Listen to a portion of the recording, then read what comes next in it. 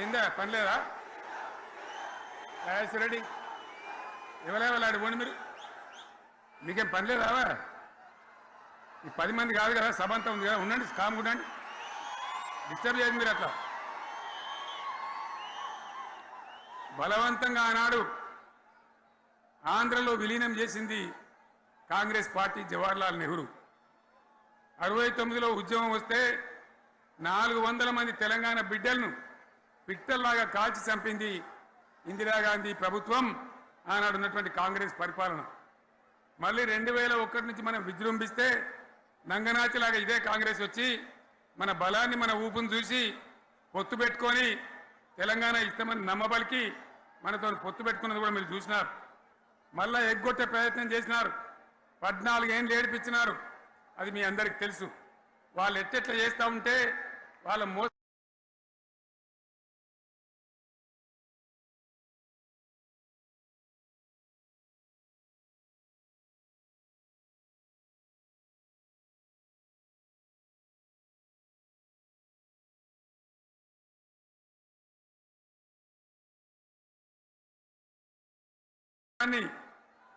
కప్పేయడానికి నేను ఇదే జయశంకర్ పార్లమెంట్లో ప్రతిపక్షాలని కాంగ్రెస్ గొంతు పట్టుకుంటే అప్పుడు దిగివచ్చి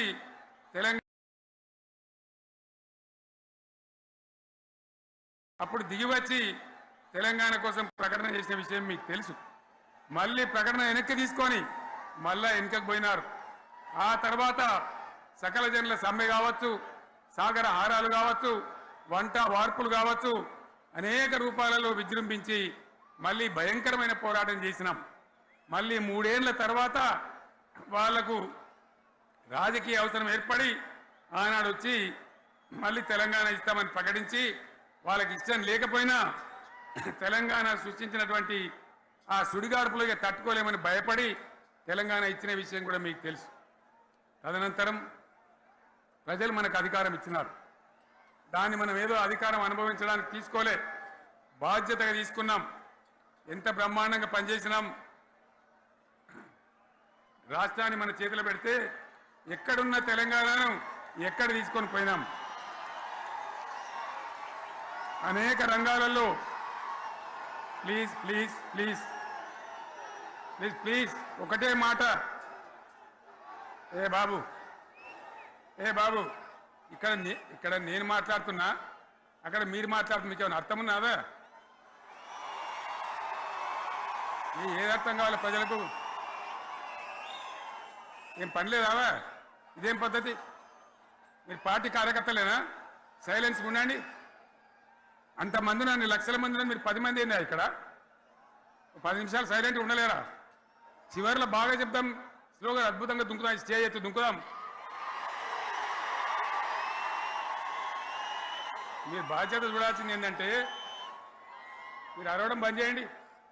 ఇంతమంది ఉన్నారు, ఏం సీఎం పని లేదా నీకు? మళ్ళీ అందరు ఇళ్లలోకి చేరుకోవద్దా? క్షేమంగా పోవద్దా? ఎక్కడెక్కడి నుంచో దూరం నుంచి వచ్చిన వాళ్ళు ఉన్నారు. 10 నిమిషాలు మీరు సైలెంట్గా ఉండండి. ముందరున్న వాళ్ళు 10 ఏళ్ల బీఆర్ఎస్ పాలనలో ఎక్కడున్న తెలంగాణ ఎక్కడికి పోయింది? ఎన్ని రంగాలలో ఎన్ని అవార్డులు వచ్చినాయి? ఎన్ని అద్భుతమైన పనులు చేసి చూపెట్టినాం. తెలంగాణ అంటే ఒకప్పుడు వెనుకబడ్డ ప్రాంతం, ఎగతాళి చేయబడ్డ ప్రాంతం, పనికిమాలిన ప్రాంతం అనే పేరు పెట్టిన ప్రాంతం. కానీ ఎన్ని రంగాలు, తలసరి ఆదాయాన్ని బ్రహ్మాండంగా పెంచినాం.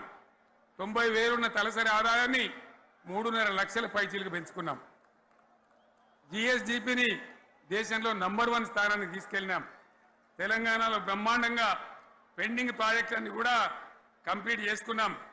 కల్వకుర్తి కావచ్చు, నెట్టెంపాడు కావచ్చు, భీమా కావచ్చు, ఎల్లంపల్లి కావచ్చు, మిడిమానేరు కావచ్చు, అక్కడ మేఘాల మీద పనిచేసి దాన్నంతా కూడా కంప్లీట్ చేసి ఒక్క పాలమూరు జిల్లాలోనే 10 లక్షల ఎకరాలకు సాగునీళ్ళు ఇచ్చుకున్నాం. బ్రహ్మాండమైనటువంటి ఇరిగేషన్ ప్రాజెక్టు కంప్లీట్ చేసుకున్నాం. 3.5 లక్షల టన్నుల వడ్లు పండించే స్థాయికి తెలంగాణను తీసుకొని పోయినాం. వరంగల్ గడ్డ కోసం, ఇదే జిల్లా కోసం పెండింగ్లో ఉన్న దేవాదుల ప్రాజెక్టును కంప్లీట్ చేసి ఈ గడ్డకు నీళ్లు తెచ్చుకున్నాం. 3 ఏళ్లలో కాళేశ్వరం ప్రాజెక్టు కట్టుకున్నాం. వాగుల మీద, వంకల మీద చెక్ డ్యాములు కట్టుకున్నాం. మిషన్ కాకతీయ పేరు మీద చెరువులన్నిటి పూడికలు తీసుకున్నాం. ఒక అద్భుతమైన తెలంగాణను తయారు చేసుకున్నాం. పడావు భూములన్నీ పంట పొలాలుగా మార్చుకున్నాం. ఆనాడు బీఆర్ఎస్ పాలనలో చెరువుల నిండా జలరాశులు, రైతుల కళ్ళాల నిండా ధాన్య రాశులతోని బ్రహ్మాండంగా తెలంగాణ అద్భుతంగా పురోగమించిన విషయం మీకు తెలుసు. పంజాబ్ను తలదన్నే పంటలు పండించిన విషయం కూడా మీ అందరికీ తెలుసు అని నేను మనవి చేస్తా ఉన్నా. రైతు కష్టమేందో నాకు తెలుసు. నేను స్వయంగా రైతును కాబట్టి రైతాంగాన్ని కడుపులో పెట్టి చూసుకున్నాం. మీ అందరికి ఒక మాట చెప్తా ఉన్నా. ఈ దేశంలో షేర్షా సూరి అని ఒక రాజు ఉండే. ఆయన కాలంలోనే రెవెన్యూ సంస్కరణలు తెచ్చినారు. నేను చెప్పే మాట మంచి వినాలి మీరు. చరిత్ర పొడుగుతో చూస్తే షేర్షా సూరి నుంచి స్వతంత్ర భారతం వచ్చిన తర్వాత ప్రజాస్వామ్య ప్రభుత్వాలు కూడా రైతుల దగ్గర రకరకాల శిస్తులు వసూలు చేసినారు. రైతుల దగ్గర డబ్బులు వసూలు చేసినారు. తహసీల్ రకాలు వసూలు చేసినారు. నీటి తీరువాలు వసూలు చేసినారు. కానీ రైతును చూడాలని వాడు అందుకోలే. భారతదేశంలోనే ఎక్కడ కూడా లేని స్కీమ్. నన్ను వాళ్ళు అడగలే, ఎలక్షన్లలో చెప్పలే. నాకు నేనుగా ఆలోచించి, ప్రభుత్వమే ఆలోచించి రైతు బంధు పథకాన్ని తెచ్చినాం. చాలా బ్రహ్మాండంగా రైతు బంధు పథకాన్ని అమలు చేసినాం. రైతాంగానికి ఎటువంటి కరెంట్ ఇచ్చినాం, ఇంత అద్భుతమైన కరెంట్ ఇచ్చినాం. ఆంధ్ర వలసవాద ముఖ్యమంత్రులు ఏం మాటలు మాట్లాడినారు.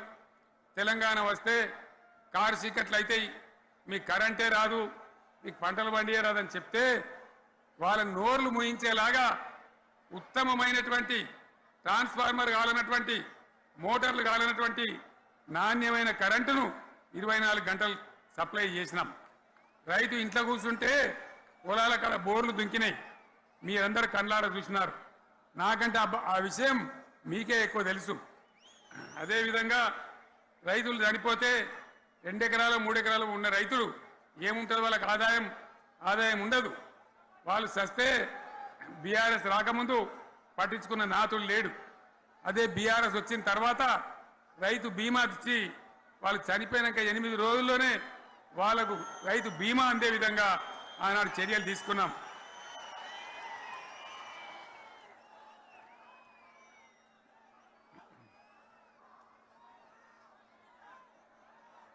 పైసలు ఎంత మంచిగా వచ్చేది, రైతు బంధు డబ్బులు ఏ విధంగా వచ్చేది. శనుకులు పడుతుంటే చకాచకా వచ్చి బ్యాంకులలో డబ్బులు పడి రైతుల సెల్ ఫోన్లు మోగుతుండే. ఆ విధంగా కడుపులో చల్లగదలకుండా రైతాంగానికి రైతు బంధు పథకాన్ని అమలు చేసుకున్నాం. రకరకాల వ్యక్తులు రకరకాల మాట్లాడినారు. జై కిసాన్ జై జవాన్ అన్నారు తప్ప వాళ్ళ సంక్షేమం ఏ ప్రభుత్వం కూడా చూడలేదు. అదేవిధంగా ధాన్యం రైతులు పండిస్తే కొన్ని 100 కోట్ల రూపాయలు ప్రభుత్వానికి నష్టం వచ్చినా ఏ విధంగా ధాన్యం కొన్నామో, ధాన్యం ఎంత బాగా కొన్నామో, వడ్లు కొంటే 3-4 రోజులనే డబ్బులు రైతుల ఖాతాలో ఎట్లా చేసినామో అవన్నీ కూడా యావత్ తెలంగాణ ప్రజలకు మీకు తెలుసు. అంతకుముందు మధ్య దళారుల పాలు, ఎన్నో రకాల బాధలు, 7,500 కొనుగోలు కేంద్రాలు పెట్టి ధాన్యం ఎట్లా వేసినామో కూడా మీ అందరికీ బాగా తెలుసు. మరి ఇదంతా కూడా బ్రహ్మాండంగా జరిగింది. ఎన్నో పనులు, మిషన్ భగీరథ ఎన్నికల ప్రణాళికలు చెప్పలే, ఓట్ల ప్రచారం అప్పుడు చెప్పలే, గవర్నమెంటే చేసింది. ఇంతింత నల్లబెట్టి ప్రజలకు అందియడం జరిగింది. రైతు బంధు కానీ, రైతు బీమా కానీ, కళ్యాణ లక్ష్మి కానీ, కేసీఆర్ కిట్ కానీ, కంటి వెలుగు లాంటి ప్రోగ్రాం కానీ ఎవరు అడిగిన నన్ను ఎవరు అడగలే. అయినా మా అంతల మేమే మన రాష్ట్రం మన ప్రజలని వాళ్ళని బాగు చేసుకోవాలని చేసినాం. చెరువులలో చేపలు పెంచాలని ఎవరు అడిగిరు నన్ను, ఎవరు డిమాండ్ చేసిండ్రు. వాళ్ళకు వృత్తి పని దొరకాలని, మత్స్యకారులను ప్రోత్సహించాలని చెరువులలో చేపలు పెంచినాం. లక్షలాది గొర్రెలను పంపిణీ చేయమని ఎవరు ధర్నా చేయలే, ఎవరు అడగలే. కానీ ప్రభుత్వమే తనంతట తానే బ్రహ్మాండంగా వాళ్ళకు చేయడం జరిగింది. ప్రజల అవసరాలు ఎప్పటికప్పుడు తీర్చినాం. అంతవరకే ఆగలే. పారిశ్రామిక రంగం మీద దృష్టి పెట్టినాం, పెట్టుబడులు ఆకర్షించినాం. సుమారు 20 నుంచి 25 లక్షల మంది పిల్లలకు ఉద్యోగాలు ఇప్పించే ప్రయత్నం చేసినాం. 40 కోట్లు మాత్రం ఉన్న ఐటీ ఎగుమతులు 2.5 లక్షల కోట్లకు పెంచగలిగినాం. ఐటీ రంగంలో 7 లక్షల మందికి ఉద్యోగాలు కొత్తగా వచ్చినాయి. 1000కి పైగా గురుకులాలు పెట్టినాం. పేద ఇళ్ళ విద్యార్థులకు ఉత్తమమైనటువంటి చదువును అందించినాం. తెలంగాణలో 3 మెడికల్ కాలేజీలు ఉంటే దాన్ని 33 మెడికల్ కాలేజీలు తీసుకొని పోయినాం. ఈ విధంగా అది ఒకటి మాత్రమే కాదు, బీఆర్ఎస్ టైంలో మత కల్లోలం లేదు, కర్ఫ్యూ లేదు, కల్లోలం లేదు, శాంతి భద్రతలన్నీ కూడా బ్రహ్మాండంగా కాపాడి ప్రతి ఒక్కరిని కూడా కాపాడే బాధ్యత తీసుకొని కడుపులో పెట్టుకొని చూసుకున్నాం. ఇవన్నీ కూడా నా డైలాగులు కాదు, నేను చెప్పే స్టోరీలు కాదు, ఇవన్నీ పార్లమెంట్ వేదికగా కేంద్ర ప్రభుత్వం అనేక సందర్భాల్లో వెల్లడించినటువంటి విషయాలు. Reserve bank of India, comptroller general of India వాళ్ళు వెల్లడించినటువంటి అధికారమైనటువంటి లెక్కలని చెప్పి కూడా నేను మీకు మనవి చేస్తా ఉన్నా. ఇవన్నీ జరిగినాయి. ఇప్పుడు నేను చెప్పిందంతా కూడా మీ కళ్ళ ముందరనే జరిగింది.